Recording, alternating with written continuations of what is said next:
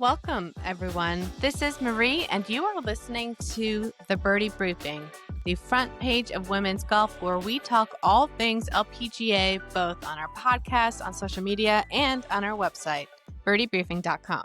Today, we're going to talk about a very exciting event that is happening this week on the LPGA Tour, and that is the CPKC Women's Open. I'm going to go over the tournament, talk about the purse, look at who will be in the field, and how you can attend or watch. For more in-depth coverage, please check out the article we have on birdiebriefing.com.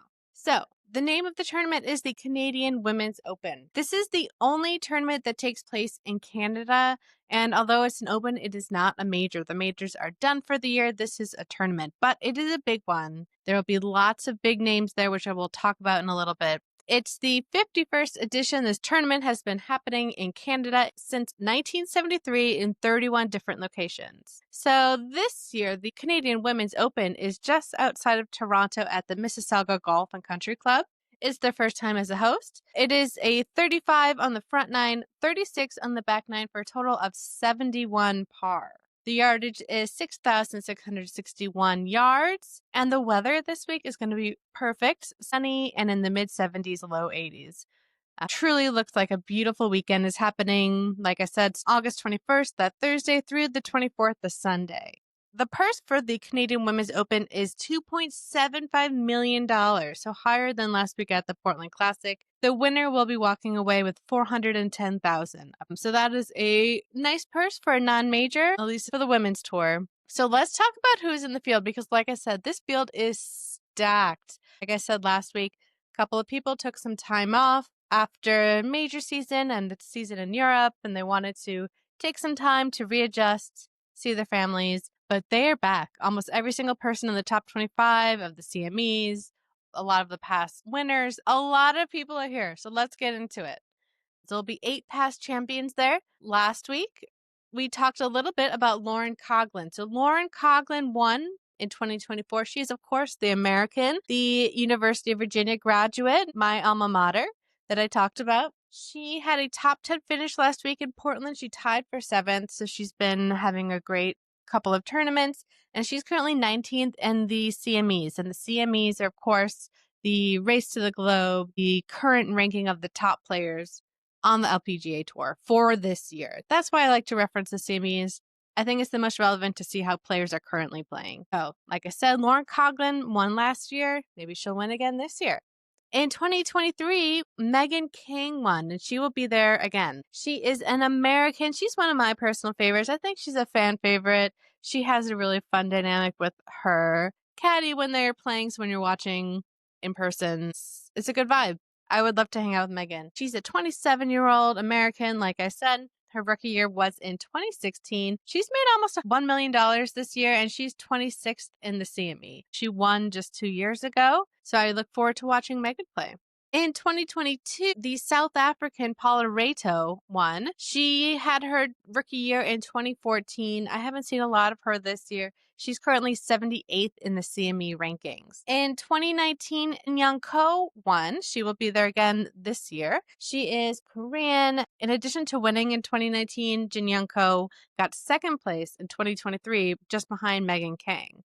Won once, gotten close another time. She's currently 25th in the CME rankings. Like I said in last week's episode, she hasn't been in the top 10 this year since April at the Chevron. So Jin Young Ko, maybe this can be her time to shine again. Next, the 2018 winner would be none other than Canadian Brooke Henderson. She is definitely the darling of Canadian women's golf. She's there with Nelly Korda. I think that's fair to say. She seems like a really great person. She's been playing for a while. She was in the top 25 at the Portland Classic, but she's only had one top 10 finish this year. So maybe this will be her time to win at home in her home country. I would love to see Brooke take something home like the Canadian Women's Open trophy. I mean, come on. That would be a great story if I could write the headlines. So another winner, the winner from 2017, is Sunghyun Park. That is a name that we talked about last week. She had a top 10 finish in Portland. She tied for 7th with Lauren Coughlin and some other women. She's Korean. She has been playing the best golf until recently, so maybe this is her time. I love that. Can't wait to watch her. The 2016 winner will also be there, and that is truly one of my favorites. I'd say my top one of my top 5 favorites, and that's Ariya Jutanugarn. You might recognize that last name because her sister Maria won the Portland Classic last year. So I talked about her in last week's episode. She is Thai. She's been playing for a while. She is currently 20th in the CMEs this year. And looking at some of her statistics, one that I really liked is that she places in the top 10 about 50% of the time for the starts that she's had this year. I think she has, if I remember correctly, started 13 times and made the top 10 6 times. That is some impressive top 10 finishes. I think she's behind only Jeeno, maybe a few other people, but really Ariya, she's always one to watch. She's one I love watching. She's just so powerful and strong. And last but definitely far from least, we have the winner from 2012, 2013, and 2015, and that is Lydia Ko. Mic drop. I don't know. She's the New Zealander. If you've followed the LPGA Tour, you know Lydia Ko. She's currently 3rd in the world behind Jeeno and Nelly. I mean, that's how prolific and amazing she is. She's currently 24th this year in the CME. I hope you have a great tournament, and I can't wait to see what you do. So let's also talk about who else will be there. Like last time, let's look at the 2025 LPGA Tour winners. Like we said last time, there have been 22 different women that have won the 21 different events. And of course, for one of those events, it was a pairing and 2 people won, which is why we have 22 people for 21 events. Again, still no repeat winners. I am waiting for there to be a repeat winner. And this week, 19 of those 22 winners from this year will be at the Canadian Women's Open. So we have a good chance. There were only, I believe, 7 or 8 there last week at the Portland Classic. We have many more. Almost all of the winners are there again. The winners that are not there, shorter list, it's only 3, is Hyo Kim, Ingrid Lindblad, and Miyu Yamashita. They will not be at the tournament, but they have won this year. But let's look at the other winners just briefly. There are 4 Japanese winners from this year that will be there. Ryota Takeda, the Iwai sisters, Chisato and Akie, they will be there. And then Mao Saigo, the major winner from this year, she will also be there. Mao has an interesting stat. She was 2nd place behind Coughlin last year, so she has played well at this tournament before. And she also had the record lowest score of 61 in 2024.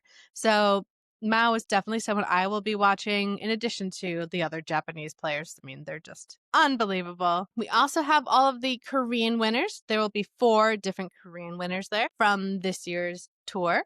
That would be Alim Kim, Haeron Ryu, Somi Lee, and Jin Hee-im. So they're definitely fun to watch, the Korean players. Haeron is someone who's always on my list of people that might win. So keep an eye out for them. There will also be the 3 American winners from the 2025 tour at the Canadian Women's Open. That includes Yeolee Mino, Angel Yin, and Jennifer Kupko. I've talked about them a little bit before last week. Angel Yin, we should note, took 2nd place at the Canadian Women's Open in 2018. She's been having a great year, a lot of top 10 finishes. So definitely keep an eye out on Angel Yin. Don't count her out. At the Canadian Women's Open, we will also have the 2 Australian winners from this year, and that is none other than Minjee Lee and Grace Kim. Grace Kim had an amazing last week at the Portland Classic. I think she's hungry for another win, and I really do think this could be her time. We will also have 2 of the Swedish players that have won this year at the Canadian Women's Open. That's Maya Stark, who won the major, of course, and then Madeline Sackstrom. The other 4 winners that we have, Thai winner Jeeno Thitikul. She is, of course, if you don't know, you should know, she's number 1 in the world. Jeeno is unbelievable. She's 1st in CME points. She's 1st in the Rolex ranking. Jeeno is hungry for a 2nd win. I don't blame her. She's so amazing. If you look at the KPMG stats on the LPGA website, they crunch a lot of numbers. I don't understand all of them, but she is winning in all of them. So I don't know what that means, but Jeeno is definitely someone you should be watching. I always expect her to be in the top 10. We were talking a little bit earlier about Ariya Jutanugarn's top 10 finish rate, about 50%. For Jeeno, it was 64%. She is in the top 10 64% of the time. So she's won once this year. She is itching to win again. and maybe this will be her time. It would be appropriate because she just took over Nelly Korda for first place in the Rolex rankings. So I can tell that she's hungry for something. So we also will have Lydia Ko there, who is the New Zealand winner that has won already on tour this year. We just talked about her. She won this tournament 3 times before.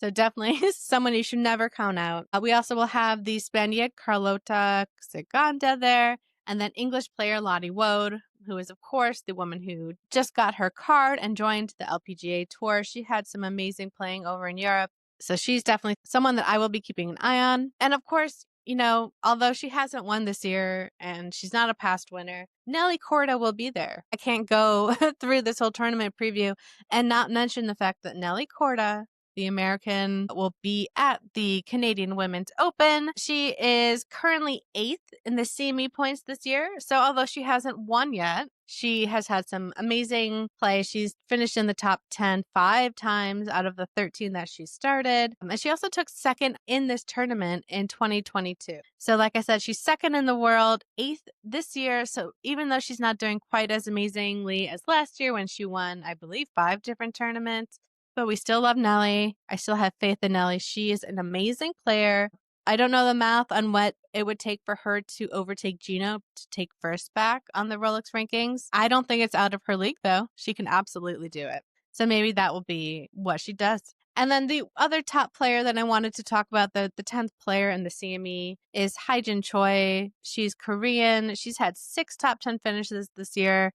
She's a great player and someone you should at least have on your radar. So if you want to attend, if you're in Toronto, tickets are $52 Thursday through Saturday and then $63 for Sunday. You get a full week pass for $147, which is a very nice discount. If your kids are 12 and under, they get in free, and then 13 through 17, they get in with a 15% discount.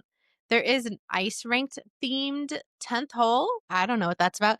You have to pay $30 a day, but I do think it's in a nice viewing area as well. So it's not just an ice rink. I think it's just ice ranked themed. I also saw on the social media for the CPKC Women's Open, I saw a train because the sponsor is a transnational train company. So I think it's going to be fun. Some amazing golf is going to be played. I have no doubt the weather will be nice. The field is stacked beyond belief, much more than Portland. Not to diminish Portland, that was a wonderful tournament.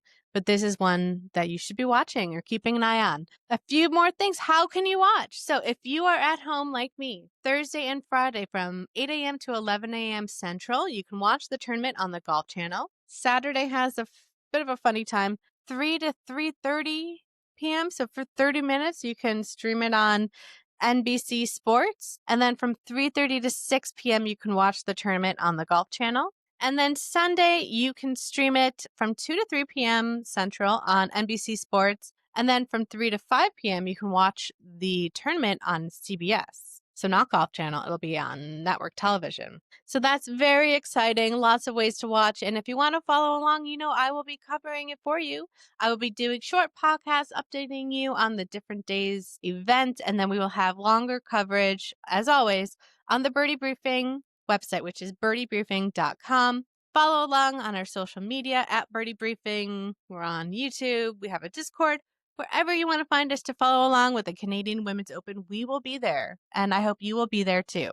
That's all I have for the preview of the Canadian Women's Open. And I'm out. This is Marie with the Birdie Briefing.